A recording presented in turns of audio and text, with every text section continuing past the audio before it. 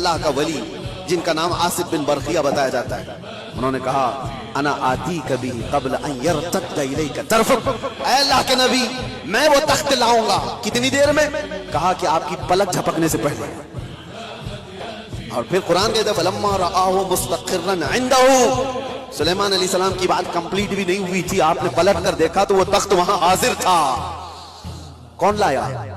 سلیمان علیہ السلام خود نبی ہیں، ان کا پاور اپنی جگہ پر، لیکن لانے والا نبی نہیں تھا، وہ اس امت کا ولی تھا۔ کس امت کا؟ بنی اسرائیل میں ہے۔ سلیمان علیہ السلام بنی اسرائیل کے نبی ہیں۔ بنی اسرائیل کے ایک امتی ولی نے وہ تخت پلک جھپکنے سے پہلے حاضر کر دیا۔ 1000 کلومیٹر سے بھی زیادہ کا ڈسٹینس ہے یمن اور فلسطین میں، زیادہ ہے، اس سے زیادہ ہے، اور تخت پلک جھپکنے سے پہلے لا کر حاضر کر دیا۔ اور قرآن کی آیتیں پڑھو، انہوں نے یہ نہیں کہا میرے بازو کی طاقت ہے، میری قوت ہے، میں اتنا پاورفل ہوں، بلکہ تخت حاضر کر کے اس کے بعد سلیمان علیہ السلام نے کیا کہا؟ ھذا من فضل ربی، یہ میرے رب کا فضل ہے، یہ میرے رب کا فضل ہے۔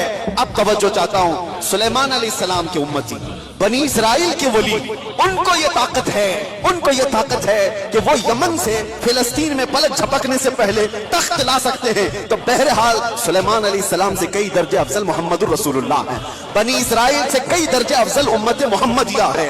بنی اسرائیل کے ولی کا مقام جہاں تک نہیں ہے، اس سے کئی درجے افضل رسول اللہ کی امت کے ولی کا مقام ہے۔ اور عام ولی کی بات نہیں، ولیوں کا ولی اور سلطان الاولیاء غوث پاک کا مقام کچھ اور ہے۔ پھر بغداد سے جب وہ یہ کہتے ہیں کہ میں مغرب میں ہوں اور میرا مرید مشرق میں ہو اور اس کا سطر کھل جائے تو میں یہیں سے اس کو چھپا دیا کرتا ہوں، تو یہ بات کوئی غلط نہیں ہے، اللہ نے ان کو وہ مقامات عطا کیے ہیں۔ غوث پاک نے اسی لیے تو کہا تھا اپنے قصیدے میں رأیت نظرت الی بلاد اللہ جمعا کخردلۃ علی حکم اتصالی، میں اللہ کے سارے شہروں کو ایسے دیکھتا ہوں جیسے رائی کے دانے کو اپنے ہتھیلی میں دیکھتا ہوں۔